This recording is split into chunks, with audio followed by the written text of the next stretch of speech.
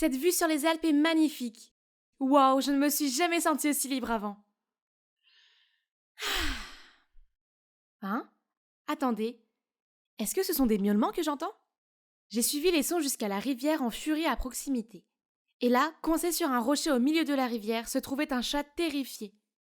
Oh non, pauvre bébé, il faut que je l'aide. Je me suis rapidement accrochée à l'arbre voisin, puis je me suis penchée vers le rocher avec un parapluie ouvert dans l'autre main pour que le chat puisse sauter dessus. Le chat a hésité un peu avant de faire le saut, mais il est plus lourd que prévu. J'ai perdu l'équilibre et j'ai glissé dans la rivière. J'ai attrapé le chat juste à temps, mais le fort courant ne permettait pas de flotter. Paniquée, j'ai crié à l'aide, mais les vagues m'envahissaient et des gorgées d'eau remplissaient ma bouche. Et juste comme ça, j'ai senti mon environnement s'assombrir. Ah, qu'est-ce que c'était que ce truc humide et rugueux qui me frottait le visage? J'ai ouvert les yeux et j'ai vu ce chat assis sur moi. Dieu merci, tout s'est bien passé. Mais où suis-je? Cela semblait être une sorte de maison de campagne rustique. Soudain, un homme entre dans la pièce avec un plateau de nourriture. Qui es-tu? Du calme, c'est moi qui ai sauté dans la rivière pour vous sauver tous les deux. Il s'avère qu'il passait par hasard près de la rivière alors que nous étions avalés par le courant. Et il n'a pas hésité à sauter pour nous sauver, puis à nous ramener chez lui. Oh, merci pour tout.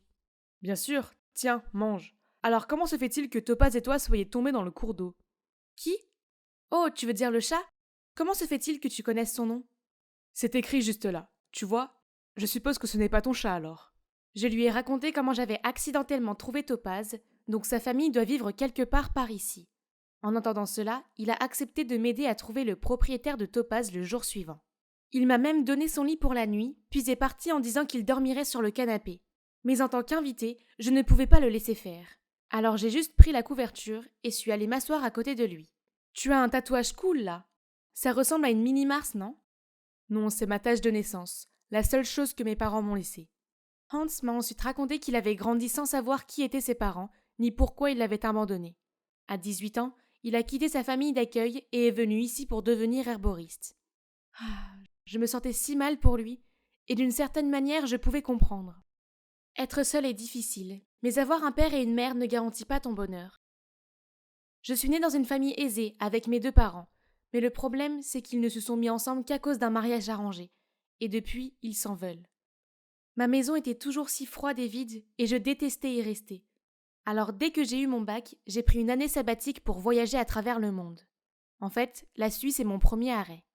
Je dois dire que c'est agréable d'avoir quelqu'un à qui parler comme ça. Je suppose que Hans a ressenti la même chose par ce regard qu'il m'a lancé.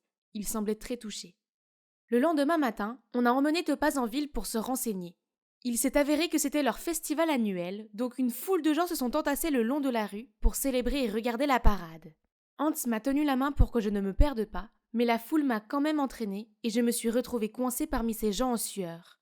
Soudain, une main a attrapé la mienne et m'a conduit hors de là. Ouf, Dieu merci, je ne pouvais pas respirer là-dedans. Et tu sais quoi? Un type super beau et élégant se tenait devant moi. Tu vas bien?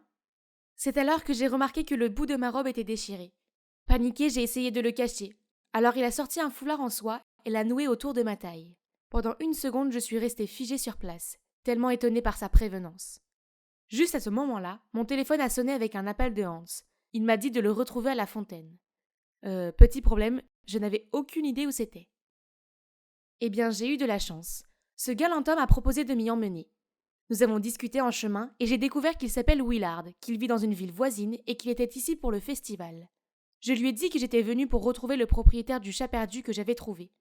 Puis quand je lui ai montré la photo de Topaz, il n'a pas pu cacher son choc. « Tu es sûr que c'est le chat que tu as trouvé ?» J'ai hoché la tête. Il est resté silencieux pendant un moment, puis a dit « Je connais peut-être son propriétaire, mais je dois y aller maintenant. Apporte le chat pour qu'il me retrouve là-bas. Faye, j'ai été ravie de te rencontrer. » Puis il s'est incliné pour embrasser le dos de ma main avant de partir. Comme c'est gentil, je l'ai regardé disparaître dans la foule. Grâce à Topaz, j'ai eu la chance de le rencontrer à nouveau. Pourquoi tu fais cette drôle de tête? Je lui ai raconté ma rencontre avec Willard et l'ai convaincu de m'accompagner à l'adresse indiquée sur le mouchoir. Il avait l'air sceptique au début, mais il a fini par céder. Je veux dire qu'à part ça, nous n'avions aucune idée. Ça valait le coup d'essayer, non? Le lendemain, nous sommes allés à l'endroit que Willard nous a indiqué. Mais sérieusement, c'est vrai? Y avait-il une file de personnes tenant toutes des chats presque identiques à Topaz? Il avait même le même collier que lui. Que se passe-t-il? Je me suis approchée pour demander à un vieil homme assis sur un banc. Il m'a dit que la dame millionnaire qui vit ici avait perdu son chat le plus cher, Topaz. Les gens disaient que son nom était en haut de sa liste d'héritage et elle avait promis de récompenser grandement quiconque le ramènerait sain et sauf. Donc ces fraudeurs essayaient de tromper la propriétaire en amenant un sosie de Topaz ici. Mais Madame Primrose n'est pas idiote. Hein? Madame Primrose? La créatrice emblématique et présidente de Wisteria Fashion Corp? C'est ça. Oh mon Dieu! J'ai immédiatement traîné Hans pour faire la queue. Vous voyez, mon rêve d'enfant était de devenir une créatrice de mode. Et bien sûr, celle que j'admirais le plus n'était autre que Madame Primrose. Ah, une des raisons pour lesquelles je suis venue en Suisse était de la trouver et d'espérer devenir son apprentie. Et maintenant, regardez quelles sont les chances! Enfin, c'était notre tour, mais... Je vais devoir vous arrêter là. Très bien, tout le monde, écoutez bien. Madame Primrose n'acceptera plus aucun Topaz à partir de maintenant, car elle est fatiguée de votre tromperie. Alors dispersez-vous. Quoi? Nous n'avons pas attendu une demi-journée ici pour rien. Bien, je vais trouver un autre moyen d'entrer. Nous avons fait le tour du manoir et avons trouvé sa porte latérale. Alors qu'on l'escaladait, une femme de chambre nous a surpris. Mais elle n'en a pas fait tout un plat. Au contraire, elle semblait un peu draguer Hans. Oh, j'ai une idée. Voilà notre chance. Vas-y et charme-la. Il semblait confus au début, mais a ensuite compris. Hé, je te trouve très mignonne. Hans a ensuite fait de son mieux pour flirter, et dès qu'elle s'est pâmée, je lui ai demandé de nous aider à rendre Topaz à son propriétaire. La femme de chambre a d'abord hésité, mais lorsque nous lui avons dit que nous n'avions pas besoin d'être remboursés ou quoi que ce soit, elle a accepté de nous laisser entrer. Nous nous sommes séparés pour trouver Madame Primrose. J'ai parcouru les couloirs en forme de labyrinthe, puis je suis soudainement tombée sur quelqu'un. Attention à votre chemin! Attendez, je ne vous connais pas. Que faites-vous ici? C'est ma nouvelle amie, y a-t-il un problème? Je suis désolée, jeune maître. C'était Willard. Il est encore venu me sauver. Contente de te revoir, jeune maître Willard. Tu vis ici?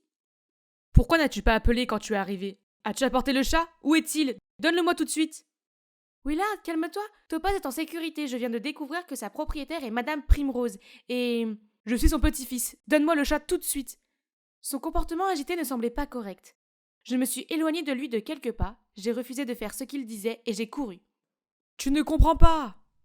Juste à ce moment, Hans et Madame Primrose est apparue. Te voilà, tu vas bien?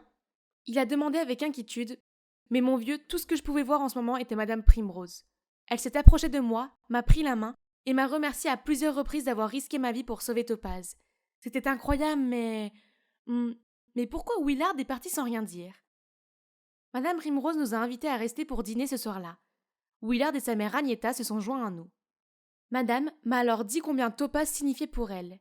Il y a 20 ans, elle a perdu son fils M. Alvarez dans un accident de voiture. Puis 1 an plus tard, son petit-fils Leroy a disparu. Son chagrin était presque insupportable, mais elle a alors reçu un chat, Topaz, et grâce à lui, elle a commencé à guérir.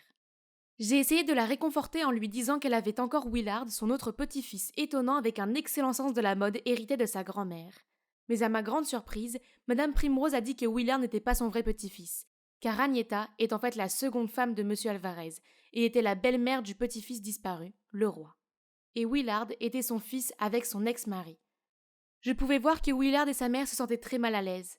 Willard a dû se sentir très blessé car Madame Primrose ne le considérait même pas comme un membre de la famille. Puis mon train de pensée a été interrompu par Hans. Ah, pourquoi ne m'a-t-il pas dit de lui passer le sel au lieu de coller son bras droit sur mon visage comme ça? Soudain, Agneta lui lance un regard mortifié et renverse du vin sur toute la table. Maman, tu vas bien? Elle n'a pas répondu, mais est partie. J'ai compris que c'était parce qu'elle avait vu la tache de naissance de Hans. Qu'est-ce que ça peut être? N'a-t-elle pas de manière? Elle doit être malade. Je vais aller la voir. Donc je l'ai suivie jusqu'au gazebo du jardin. C'est là que je l'ai entendu parler à quelqu'un au téléphone. Vous aviez un travail simple, emmener ce minou choyer des kilomètres. Eh bien, devinez quoi? Il est revenu. J'ai eu un choc. Et à ce moment-là, une main a couvert ma bouche. Chut, sois tranquille. Oh, mais il y a pire. Ce stupide chat a ramené Leroy, le petit-fils disparu à la maison. C'est vrai, j'ai vu cette tache de naissance de Mars de mes propres yeux. Si Primrose découvre ça, on est fini, tu m'entends? Attendez. Donc Leroy, le seul petit-fils de Madame Primrose, est en fait Hans? Et sa belle-mère est celle qui l'a secrètement donné en premier lieu? Pire encore, j'ai entendu cette nouvelle choquante avec son fils. Willard, reprends-toi. Sais-tu quelque chose sur son plan? Je savais que maman était derrière la disparition de Topaz. C'est pourquoi j'ai essayé d'emmener le chat tout à l'heure, pour le mettre à l'abri d'elle. Mais le roi aussi? C'était juste sans cœur. Que dois-je faire maintenant? C'est ma mère après tout. Je pouvais voir son âme pure et gentille être tourmentée, et mon cœur souffrait pour lui. Cela doit être difficile, mais tu dois dire la vérité à Madame Primrose et arranger les choses. C'est une façon d'aider ta mère à se racheter, d'accord? Il m'a fixé avec ses yeux rêveurs, et j'ai senti mon cœur se transformer en bouillie. Mais un appel téléphonique de Hans nous a interrompus. Il me cherchait, disant qu'on devait y aller. Bien, je devais lui dire la vérité.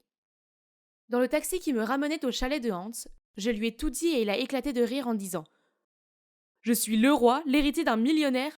Oh, s'il te plaît. » Je suis sérieuse. Tu as été amené au foyer d'accueil il y a exactement 19 ans, et vous avez tous les deux cette marque de naissance unique. Ok, et si je suis vraiment son petit-fils? Je ne la connais même pas et je n'ai certainement pas le profil d'un enfant riche. Tu as été seule toute ta vie. C'est ta chance de trouver la famille que tu as toujours voulu. Hans était sans voix. Il semblait que j'avais touché son poids faible, et il a finalement accepté. Nous avons demandé au chauffeur de nous ramener au manoir. Mais personne n'était réveillé à cette heure-ci, sauf un jardinier. Il nous a conduits à une bibliothèque au fond du manoir, a apporté du thé et nous a dit d'attendre. Quelques minutes plus tard, Hans a commencé à tousser et son visage a enflé. Oh non, il a dit être allergique à quelque chose dans le thé. Paniquée, j'ai crié à l'aide et le jardinier est revenu et a porté Hans jusqu'à la voiture. Mais alors une main m'a muselé par derrière et tout est devenu noir. Je me suis réveillée avec la tête qui battait et incapable de bouger. En essayant de comprendre la situation, j'ai réalisé que j'étais attachée à une chaise, la bouche scotchée, entourée d'outils médicaux rouillés et insalubres.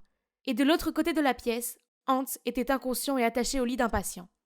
À côté de lui, il y avait Tanieta et le jardinier, et un type en blouse avec des outils à la main, sur le point de faire quelque chose à la tâche de naissance de Hans.